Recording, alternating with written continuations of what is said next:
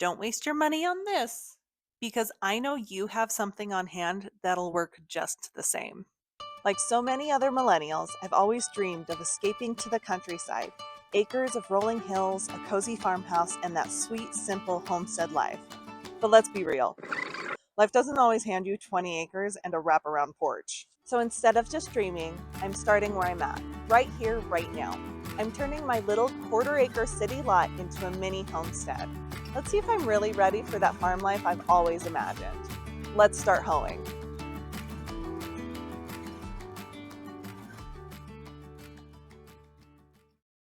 Hi, and welcome to my channel, Hoeing in the City. My name's Paisley, and today I'm going to update everybody on what's been going on so far and all the preparations we're making to continue turning my backyard into a micro homestead.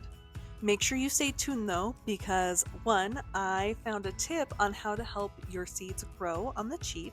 And then also, I need your help picking a design element for the outdoor space. So stay tuned so that way you know what you're voting on and you can put it down in the comments below. Let's go ahead and jump in and I'll show you what's been going on. So although the tubs are going to go approximately where they are in the video, I'm putting pea gravel down first, which will require digging up the ground a little bit. So my husband and I got at it. We had to remove the dirt that was already in them, so that way we weren't trying to move the weight of a literal cow, and then move them out of the way. On top of moving them so we can put the pea gravel down, I also wanted to paint them. As much as I'm on this journey for self-sufficiency and growing my own food, I also want it to look pretty when it's all said and done. Sue me. So when we got this house, we knew it was a fixer-upper. We even remodeled the whole inside. If you're interested in seeing that footage, let me know. But not only was the house a fixer, the yard is too. And this fence has definitely seen better days. We don't have plans to put in a brand new one because a lot of this is being done on a budget. So for now, we just need to remove the trees from the fence and remove the oh so wonderful, not tacky at all, slats from the fence. Okay, so in the next week or so, we'll get the bobcat out here to dig down 2 to 4 inches so that way we can put the pea gravel down, but that hasn't happened yet, so not much progress on that. But what I can show you is my trip to the home improvement store, where I walked around and wandered and looked at things to see what kind of vibe I want for the backyard and also the color scheme I want back there, because not only am I painting the tubs, but I'm also painting the shed. I'm painting my new shop, I'm painting the produce washing station, and we're making sure we're also going to paint that future chicken coop. I buy it from Home Depot.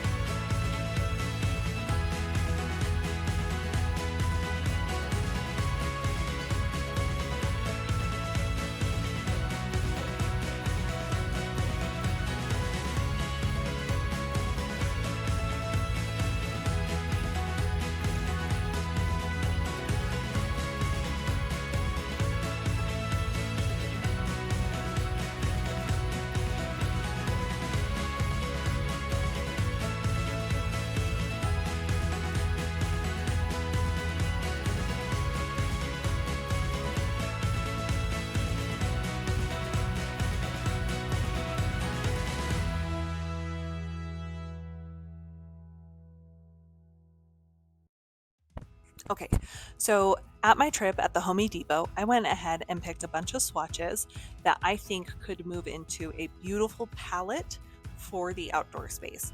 So what I need your help with is picking one color from each grouping to then create the palette for the outside.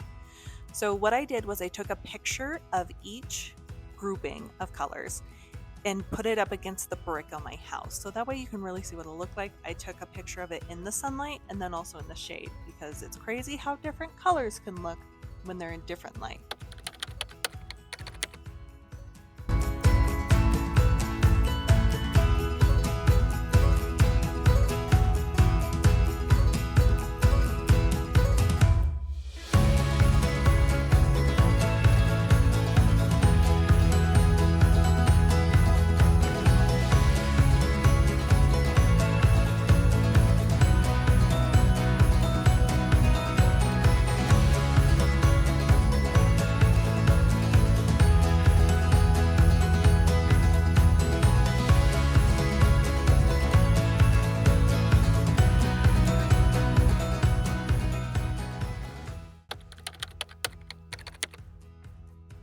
this is the trick I wanted to show you. So when I had mentioned that some people bought these trays, but it had like a plastic cover to keep humidity up and everything. Well, we were like 6 days into growing, and none of these little seedlings for the tomatoes and peppers had sprouted yet. And I was getting so worried. And I was like, what if it's the humidity thing and they're not humid enough? Because in Utah, it's technically a tundra desert and we don't have a lot of humidity. So I was like, well, I already bought this, right? I'm not going to go spend more money to try to get the other thing. And I said, you know what? I wonder if I can create the greenhouse effect here. This is what it is. So I just put popsicle. Ooh, sorry. I just put popsicle sticks here and here and then one in the middle to create that humidity. You can even see like how humid it is in right there. And within a day, I kid you not, that whole front row had sprouted. And then 2 days later, that back row sprouted. So totally working. The peppers have not popped up yet. So that's kind of a bummer, but we'll keep trying. And then, yeah, so we'll go from there. But that is my trick. And it doesn't have to be like totally sealed. You should actually have a little air in there anyway. Like the other one, the store-bought ones have like little holes in it to create ventilation. So anyway, it doesn't have to be perfect. But that's my little trick. You just use some plastic wrap and then I use popsicle sticks to hold up so they're not touching the seedlings. But yeah, they grew so much. And then also, look at this garlic. Look how beautiful that garlic is. It's just so fast. They're going to be ready to be planted outside before I'm ready for them. So yeah, that's my setup. Oh, I forgot to say, I don't know if you can see that. Oh yeah, there we go. Bad lighting, but we also have our potatoes. So I'm just letting the little sprouty things grow even more before I cut them in half and build the potato towers to put them in. So that's the update for now. I can't wait to show y'all the big steps we're going to make once the Bobcat gets here. And again, if you have an opinion on what to paint things in the backyard, please go ahead and leave your comment below of what colors you chose for the palette. And if you enjoyed this video and would like to see more of this micro urban homesteading journey, go ahead and subscribe to the channel. We'd really appreciate it. Thanks, cuties. Bye. Date in the loop.